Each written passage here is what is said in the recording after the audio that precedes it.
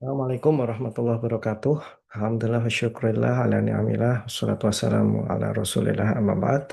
Alhamdulillah kita bisa bertemu lagi ya di pertemuan kedua ini terkait dengan classroom management atau manajemen kelas. Dan hari ini kita akan membicarakan topik yang sangat menarik sekali.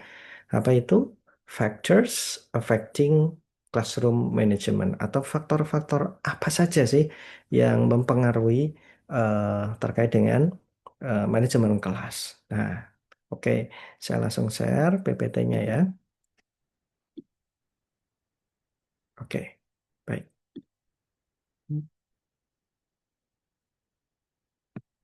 Ya, jadi manajemen kelas ini tidak bergantung pada keterampilan, hanya keterampilan guru saja, enggak.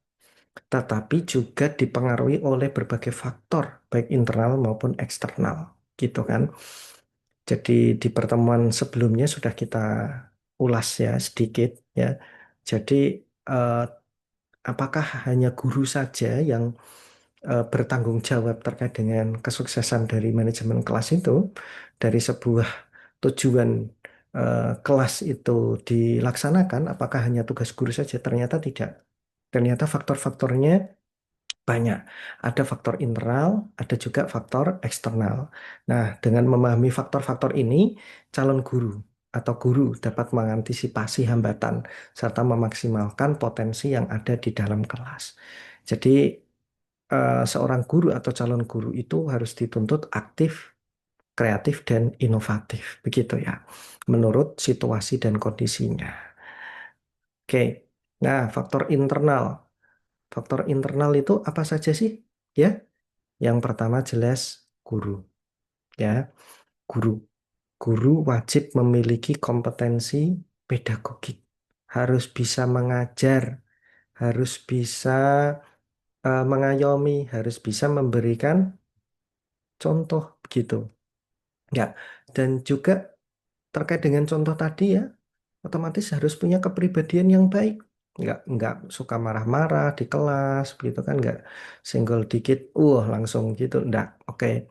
Jadi punya kepribadian yang baik yang bisa menjadi contoh, gitu ya. Terus gaya mengajarnya itu tidak sepanang, tidak monoton, gitu. Dan punya kemampuan komunikasi yang baik, ya.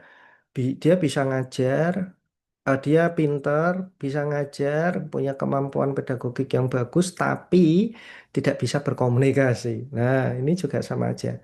Maka harus bisa berkomunikasi, punya kemampuan verbal communication, gitu. Nah, selanjutnya, yang terpenting faktor internal lainnya adalah siswa itu sendiri, ya. Jadi siswa ini internalnya dia harus punya motivasi. Dia harus punya motivasi yang dinamakan intrinsic motivation, ya, motivasi motivasi internal gitu. Nah, ada juga extrinsic motivation atau motivasi yang itu berasal dari luar. Nah, ini siswa itu sangat tergantung dengan motivasi bagaimana dia belajar gitu. Makanya ketika dia tidak memiliki motivasi intrinsik, motivasi internal di dalam dirinya, seorang guru harus bisa membangkitkan ya, memberikan supply motivasi eksternal ekstrinsik begitu sehingga nanti siswa akan memiliki motivasi yang cukup. Nah, kemudian latar belakang pengetahuan ini juga berpengaruh ya. Beda loh ketika kita mengajar orang yang sudah pernah well known atau sudah pernah tahu terkait dengan topik yang kita sampaikan, itu pasti akan berbeda. Dia biasanya itu mereka akan tertarik ya, akan tertarik, akan lebih senang ketika mendengarkan topik-topik yang mereka sudah ketahui gitu. Mereka lebih senang lagi mendengarkan topik-topik yang mereka sukai gitu ya. Lebih lebih suka lagi begitu ya. Nah, bagaimana caranya kita bisa membuat mereka suka apa namanya terhadap topik yang akan kita sampaikan. Nah, ini gitu ya. Kemudian karakter. Nah, karakter siswa ini pun juga sangat berpengaruh gitu ya. Ada karakter yang begini, ada yang begitu. Nah, guru harus bisa memahami itu Nah, serta kondisi psikologisnya. Oh, jangan-jangan dia baru baru putus ya, baru patah hati begitu. Atau mungkin baru kehilangan sesuatu, atau mungkin belum makan gitu kan. Ya, dan kondisi psikologisnya lagi lagi down. Nah, ini harus dipahami betul gitu ya. Terus setelah ada guru, ada siswa, maka ada yang namanya interaction. Maka ketika gurunya sudah bagus, siswanya juga sudah bagus. Nah, tapi ketika tidak ada interaction, tidak ada interaksi, maka ya sama saja ya, gitu. Nah, hubungan antara guru dan siswa yang dapat menumbuhkan rasa percaya, aman, dan nyaman. Ini harus kita bangun, gitu. Ya. Nah, selanjutnya ada juga faktor eksternal. Internalnya sudah bagus, gurunya, siswanya, interaksinya, tapi eksternalnya tidak memenuhi. Apa itu?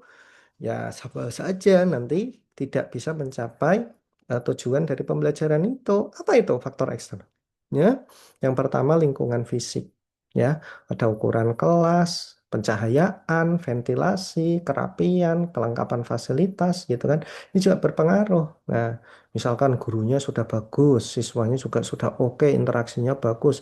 Nah, tapi kelasnya sempit, kelasnya panas, kelasnya gelap, ya, kelasnya engap, gitu, kelasnya acak-acakan ya, kira-kira gimana tuh ya, berpengaruh, pasti itu pasti berpengaruh. Nah, kemudian lingkungan sosial ya, dukungan orang tua, teman sebaya, budaya sekolah ya, termasuk juga misalkan di situ eh, kita lagi enak-enaknya belajar tapi ada yang main ya, ada yang main playon gitu kan, gojekan gitu kan, ya itu kan cukup mengganggu ya. Itu juga termasuk faktor eksternal. Nah, kebijakan sekolah juga ini berpengaruh, bagaimana kebijakan itu bisa mengatur ya kesuksesan dari eh, pembelajaran, ini juga sangat berpengaruh ya.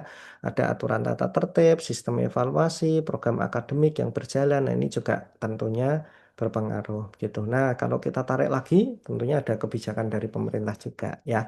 Oke, well, itu. Nah, apa sih implikasi dalam manajemen kelas? Ya, jadi guru harus mampu menyeimbangkan antara faktor internal dan eksternal. Jadi harus mampu menyelaraskan. Misalnya ketika motivasi siswa rendah, guru bisa menggunakan metode pembelajaran yang variatif. Tadi yang sesuai saya sampaikan ya. Jika fasilitas kurang memadai, guru perlu berinovasi dengan strategi alternatif agar pembelajaran tetap efektif. Artinya, tumpuan utama sebenarnya ada di guru. Ketika kondisinya ya, faktor-faktor tadi yang mempengaruhi kesuksesan manajemen kelas itu belum bisa, apa namanya, ada barrier-barrier atau ada hambatan-hambatan, maka guru wajib menyelesaikan masalah itu dengan sebaik-baiknya. Oke, siap Anda sebagai guru? Harus siap. Oke. Nah, kesimpulan dan refleksi pada pertemuan kita kali ini adalah manajemen kelas dipengaruhi oleh banyak faktor yang saling terkait. Pemahaman yang baik terhadap faktor internal dan eksternal membantu guru merancang strategi pembelajaran yang adaptif dan tentunya sesuai dengan apa yang terjadi di lapangan begitu. Nah, ini refleksi, silakan nanti kalian bisa jawab ya di sim learning ya.